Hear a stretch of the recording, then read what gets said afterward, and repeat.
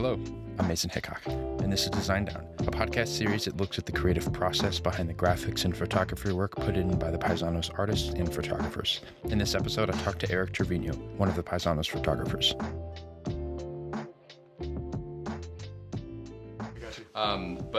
Introduce yourself and how you got involved with Paisano. Okay, perfect. Well, my name is Treviño. I'm a student here at UTSA. I'm a junior studying communications. I know it's a whole gist of things. I know it's a syllabus week, and you're probably seeing that everywhere. I got interested in Paisano by going to an HSA meeting. Originally, I was interested in HSA, and I sat there, and I was kind of sitting in the back, and I was, no offense to the HSA, but I was kind of half paying attention. And there was a woman sitting next to me, a lady, I forgot her name, she used to be with the Paisano. And she mentioned out loud that she was with the Paisano and that she was kind of looking for more people. And I thought, okay, it's my opportunity. I'm not a big writer, but I love photojournalism. I love taking photos. I've been taking photos since junior year of high school, or like really started taking photos. Before then, it was just kind of for fun.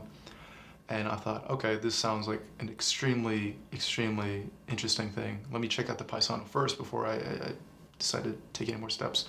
Looked at the website. Everyone looked cool. The articles were really interesting. And I said, why not? I talked to the old editor-in-chief, Sofia Garcia, and I said, hey, I'm interested in, photojournalism or just photography in general. She told me all the details about our meetings, and I was there, I believe, like 2 days later. And within a week, I was shooting stuff for the Paisano. Usually quick turnaround time. I know for me, it was also like within 2 or 3 days, I had already been like writing out for the first stuff. So it usually gets attached pretty quickly. Said that you like started in high school and stuff. Kind of like photojournalism, is that like kind of your career path idea, or is it maybe not specifically like photography and journalism, like just general photography? Like that's a good question. I'm still kind of figuring out myself. When I was in high school, I wanted to be a scientist. I would have probably made my parents proud with that. And I wanted to work for NASA and do all that. Then I realized I wasn't good with physics. I was good at anything else, but I just couldn't get physics down. And so I started looking more towards media. That was like my secondary thing. And I really loved media too, and I still do. And I don't really like talking in front of cameras. I think I have a decent enough voice where I could speak on radio or anything, but I'm like, okay, that's a little fetching too far, right? But I said, I really like cameras. I was not really great at photography, but at the time, and I figured, well, I do like cameras. I like recording stuff. I kind of like playing with cameras. What if I became like a correspondent? That's what I started seeing myself as. And even today, I see myself as a correspondent. I want to do correspondency. If that means go to another foreign country, go to a war, or just look at social issues there and pick up a camera. At first, I wanted it to be kind of video recording, but then I realized that, video recording is something that, as much as I do like, it's not something I see myself doing. I like photos, and I started to narrow that down.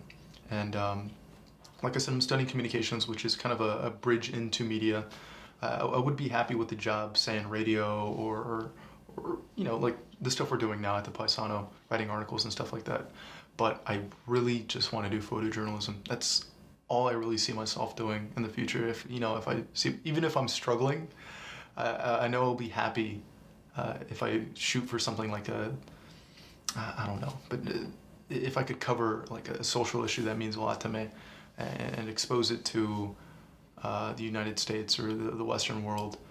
I know that kind of sounds like a stupid savior complex, but it's just so interesting. You could write pages and pages of what's going on in the world, and sometimes people won't stop and read it. But if you show them a picture of what's going on, they'll look at it.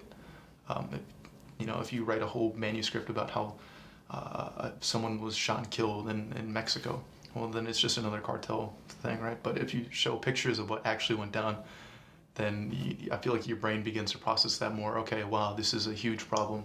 I think it's just, the whole photo is 1,000 words, but it's genuinely true. Yeah, I mean, photos have it's like a time capsule almost, Like yeah. Would you say that you're like one to like,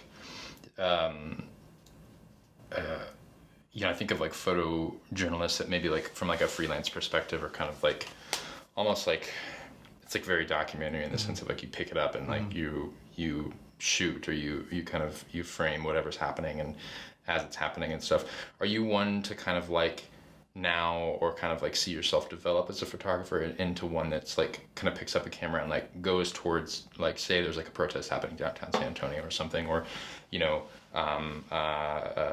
Beto was supposed to come into town last week, like so like pick up your camera and go down and document that kind of stuff, like how the public's interacting with those kinds of things, whether it's good or bad, or do you kind of maybe stay a little bit more on the outside and kind of like observe and kind of capture? That's an interesting thing. I like to do a bit of both.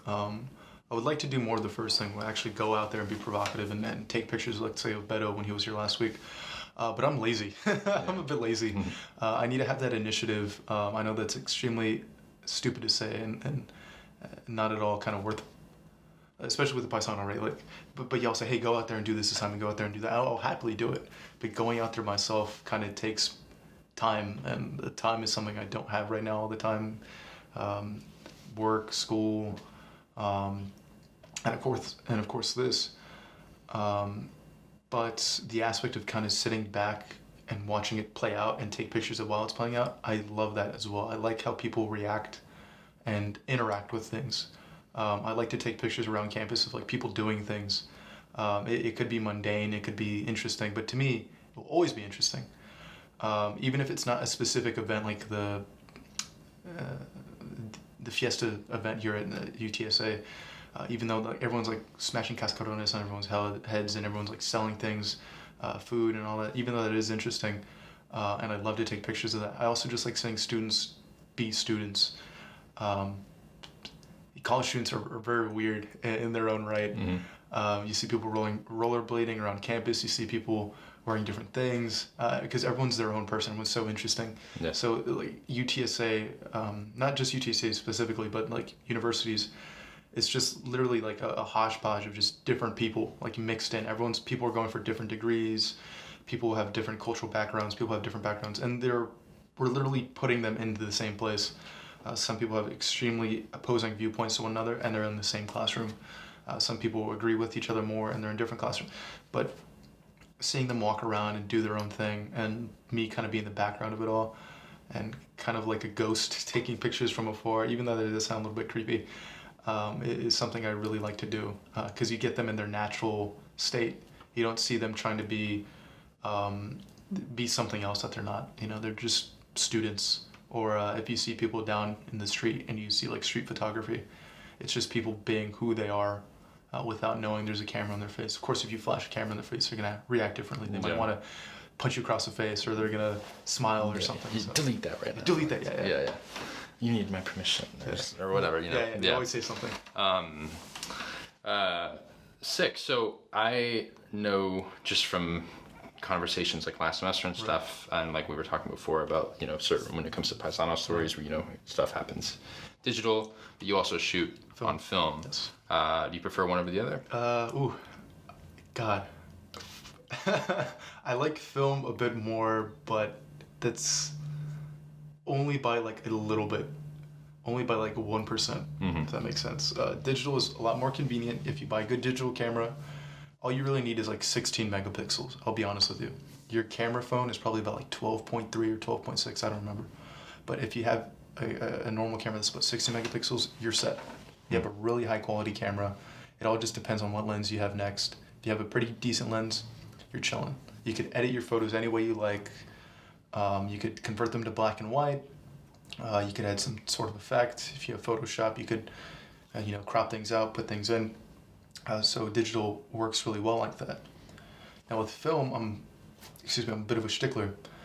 I want the film to look the way I want, right? If I buy a specific type of film, I want it to be that look. So let's say I buy like HP 500, which is specific black and white film. I don't want to edit that. I never really edit my film photos. I don't think I'm better than anybody else because I don't edit them. I know people believe that, like, oh, I don't edit my film photos because I'm great. I just don't edit them because it just has a certain quality to them. Maybe I'll edit them if it's like a good photo, but maybe it was a little too overexposed or underexposed, then maybe I'll just spice it up just a tiny bit. Yeah. But at that point, it loses its charm. At that point, I could have just shot in digital. But with film, everything slows down. You have to really think about the shot you're gonna do. I quite literally make Google Docs of like the type of shoot I'm gonna have. I'm like, okay, this is my model. This is what they're gonna wear. If it's a woman, this is the type of makeup look they're gonna have. If it's a man, I'm like, okay, they're gonna have their hair styled in this way. They're gonna be wearing this. They're gonna be posing like that, and So it's almost like a shot list, kind Yeah. of from like a film, like a video perspective. right. It actually is. It really is. It's because you want everything to be super meticulous. Because with film, you only got a specific amount of shots, and each shot you take is money down the drain, or money invested the way you see it. You could buy film is expensive now. Black and white and color film is absolutely ridiculous. Probably 4 or 5 years ago, I could probably buy film super cheap. Now I'm paying an arm and a leg. I'm trying to think of an example. Black and white film is like $7 a roll, which doesn't sound too bad, but then you have to remember you have to pay someone to develop it if you don't know how to develop it, or if you don't have your own equipment. And then color film, depending on which film you could get, can range from like $11 to like $23 just for a roll of like 36 shots. I develop my own film when I have the chance. But when I don't, I go to Digital Pro Lab. Yeah, Digital Pro Lab here in San Antonio. They're really good. This isn't a plug-in or anything, but Who knows? They might find this. who knows? Hey, hire me. But they develop film quite quickly if it's color film. If it's a color film, like a negative color film, give it to them, and by a day or two, they'll have it right back to you. They'll send you the digital files, and they'll give you the negatives back. However, if it's a black and white film, it takes them about 3 weeks, which I'm not saying to them is ridiculous. It's not their fault. It's just the equipment to develop black and white film, or to develop film in general, is just not really widespread anymore. It's not something that everybody does. And they develop mainly color film, and they have everything in-house. With black and white, I remember they told me they ship it out to somewhere else for someone else to develop them, which is quite ironic because black and white film is easier to develop than color film. But no one is really shooting black and white film, mainly color. So even though I really love film, it's just the price is really high. Sometimes it's an inconvenience. But when I have the time to shoot it, and I have the money, like the liquidity to shoot it, I prefer it just because it slows everything down. I could really think about what I'm shooting, and each shot matters. I can't have anything underexposed or overexposed, because then I just wasted like X amount of money. Yeah, interesting. So just to transition to the story featured this week, first print edition. Really cool story because it's a first print edition. The writer who wrote it, her first article. Great person. Yeah, and interesting business as well. Talk a little bit about like one of my favorite photos is, and it's audio so people won't see it, is this where it's kind of like he's kind of set up with his axes and his paints. The paints. So there'll be a story linked in the show notes where people can read this and they'll see some of these photos. But talk a little bit about like what it was to shoot that and kind of the environment, and maybe like some of the other ones here that kind of stood out. You've got like the paint-soaked boots. There's this one that I saw on your Instagram that was like you had one where it was in color, and then one that was in black and white. Right. Black and white like completely changes the way that the image looks a little bit. So talk a little bit about like what it was like to shoot that. So going to that place, which is an extremely fun atmosphere, there's people throwing axes, and then the other room people literally doing spin art. The owner or the co-owner, that gentleman, is extremely nice, and he was talking to one of our writers, and I was just taking photos of him and our writer and them talking, and I thought, all right, there's nothing much I could do in this room. I'm gonna walk around, take pictures of the rest of the business. And I see people throwing axes, and I kind of get inspired, and I think, all right, this place is literally connected. This spin art place is connected with an axe place. I want to merge those two together. I had brought my portrait equipment with me, as in the backdrop and the lighting. And I thought, all right, this guy, he has a cool beard, he has a cool mustache, he's a pretty tall guy. I'm going to have him hold these things. So once our writer is done, interviewing this gentleman, I kind of walk in and I say, hey, I know you're a really busy guy, but I've had this photo like kind of brewing in my head these past couple minutes. Can I please set everything up and take this picture of you? And he was super nice. He was like, yeah, of course, man. Our writer, she helped me set everything up. And I told him, okay, I need you to grab 2 axes and 2 cans of paint. And he's like, all right, cool. No questions. He was like, why do you need me to hold axes? Why do you need me to? He's just like, perfect. He runs in. I had my light stand up, but it just didn't look too well. And he says, hey, we actually have like these little selfie rings that we have, so you could record yourself when you do spin art. And he said, I could disconnect one and we could plug it in here. And I said, that would actually be perfect. So we kind of nabbed that one. We used it as my own lighting setup. And so if you all see the photo, which, like you said, should have a link there, our writer was sitting on a chair, holding the light above this gentleman's head. And I was right under her, holding the camera up as high as I can, so right behind her, so you don't see her arm and you don't see the light, but you just see his face. For the people who cannot see the photo right now, or who decide not to look at the photo, which y'all should, you can see this gentleman's eyes. You see the ring light within his eyes, and that was a ring light we used. I took about 10 pictures of him doing that. I didn't want to waste too much of his time, but I wanted to make sure I had a right shot. There's one of him looking out kind of at the light, and there's one of him looking towards me, but the one where he was looking at the light really was a better composition. I preferred it. As for the black and white and color, me personally, I love shooting black and white, but I know we can't have it on the newspaper. Yeah. It's just, which makes sense. So I try and shoot with black and white in mind, if that makes sense. This portrait I shot with color in mind, though. But everything else I shot with black and white in mind, as in make sure the shadows are good, make sure the composition is right, make sure nothing's too blown out. When we did shoot for like the paints and the painting, I shot for color, of course. You want to shoot for that. But when it came to the axe place, and when it came to stuff that was kind of more subdued, like the paint-soaked boots or the coats that were hung up on a rack that were covered in paint, I thought this is a really good composition that could work both well in black and white and in color. So I'll shoot for both. I'll shoot one exposure in color where I'm going to try and make the red stand out more, or the yellow stand out more, and then I'll make sure the lighting is better, you know. And yeah, that's practically it for black and white and color for this specific segment, which was a great segment to stick. I'm struggling to speak right now. Wow, to start off the semester. Nice, that's awesome. I guess what would be, you were talking earlier, and I was generating this in my head. I was like, don't forget to ask this question. It'd be a good way to kind of end things a little bit. But what would you say to somebody if they're picking up a camera for the first time, whether it's like digital or film? You know, kind of like parting advice, or like, you know, maybe even like looking back to you in high school when you picked it up, like where you're at now, and kind of like as you're talking about like where you kind of want to align your future. What would you say to somebody that's, you know, going to pick up a camera and start shooting? Never compare yourself to other people. Never compare your work to another person's work. You can admire other people's work, but don't say, wow, my photo does not look as good as his. Think about how you could get to that point and then how you could succeed and go past that point. You're just going to discourage yourself. If you're working with equipment that is not the best, think about how you could utilize it to the best of its abilities. If you have a camera that's only 16 megapixels, well then make sure you get a good pair of lenses. Now if you don't have that type of liquidity, or you don't have that, then work with composition. One of the main reasons why I shot with black and white in the beginning is because if there's so much grain in the film, the black and white makes it look more natural. Don't overcomplicate things. Keep things very simple.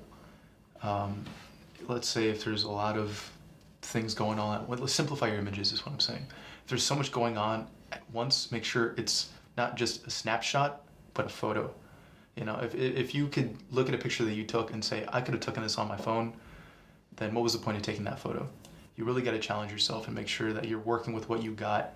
Don't compare yourself with other people, because you're just going to really discourage yourself. If you're working with film,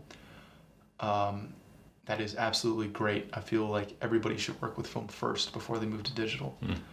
I started with film first and then I moved to digital. It was a really quick transition though. I'm not gonna say, oh, I shot film for 3 years and I went to digital. No, it was film for about 3 or so months and then I bought digital. It's just because with film, you really get a grasp of how everything is like. Everything is, depending on what type of film camera you get, everything is gonna be manual. And then that's gonna really prove, do I really wanna continue with this or do I not? You're gonna have to focus manually. You're gonna have to set the shutter speed manually. Everything is your doing. So when you take a photo and you don't like it, it's not because it was a photo. It's not because it was the camera's fault. It's because the settings were wrong. And who put those settings on? You did. So it really teaches you how to shoot and compose shots, especially film, because you're paying for that film. You're gonna have to pay to develop that film. So it makes you really, really think about what you're doing. Because you could spoil yourself with a really nice digital camera. You get a nice digital camera, you take 1,000 photos, and they all look subpar, right? And you think, oh, well, I'll just delete them, then keep taking photos, and they all just look like photos you could have taken on your phone camera. Yeah. But if you have that film camera, or on your digital camera, your phone camera, but if you do have that film camera, you have about a certain number of shots. Really have to learn. You really have to sit down and think. And then once you kind of get the hang of it, and once you think, all right, I've worked with film, now I need something that's a little more versatile, then you could transition into digital. But, I'm not your dad. You can do whatever you want. If you want to do digital right off the bat, do digital. If you want to do film and only stick with film, go with film. Just don't give up. You don't shoot photos and get good within a week or a day. You shoot photos and you get good over time. I know that sounds so stupid, but you're gonna find a love for it. You have to find a love for it. You have to get crazy obsessed, like feverishly, like, oh, I need to go take photos. I need to like scratching your neck, like be crazy about what you're doing. You have to find a love for it, because if you just think, taking photos is a fun thing to do, then you're not gonna want to improve. You're just gonna think it's just a fun hobby. You gotta get obsessed, like unhealthily, like into like a non-healthy. I was like, for a while I was so non-healthily obsessed, like with photography. Now I've slowed down a bit, but I was just like, I need to take pictures, this and this. I need to take pictures of that by next week. Set goals for yourself. That's another thing. Set goals for yourself every single time, every single week. My bad. Like what you can do. If you can't go within your own neighborhood or where you live in a radius of about, let's say, 20 miles, and you can't get a good composition, then you're doing something wrong. You have to at least be able to travel 20 miles out in any direction and find a good photo. Mm-hmm. If that means taking a photo of your friend in a portrait photography setting, or maybe a wildlife setting, or anything like that, street photography, then yeah, but you'd have to challenge yourself. If you could shoot a good photo within 20 miles away from yourself, then you're on the up and up and you're doing good. If you can't do that, then you just need to keep practicing. You're not gonna, the first 5,000 images you're gonna take are gonna be bad. I remember my first 10,000 images I ever took were probably terrible. Yeah. You could probably take 1 million photos right now and only want to use 1 of them, 2 of them. When I shoot for the Paisano, I have to use certain photos, even if I don't think they're the best. I think this is the best I could have done at this specific time period because we have a specific due date. But yeah, you have to get really obsessed with what you do. It has to be unhealthy, and you have to be addicted to it. I know that sounds so like really terrible advice, but you have to be addicted. Good. You have to be addicted, or you'll never fall in love with that. Plug your Instagram.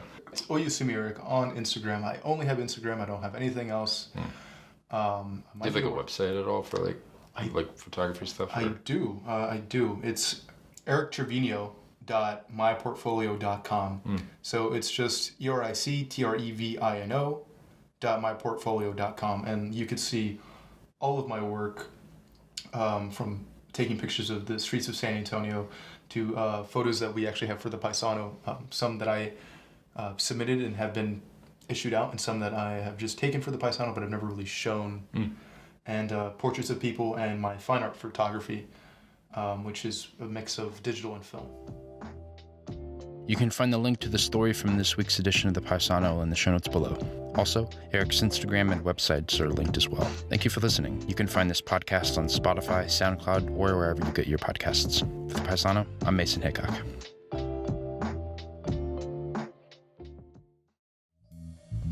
Thanks for watching. Click our logo to subscribe, or click the videos for more from the Paisano. Leave a comment letting us know your thoughts and what you'd like to see us cover next.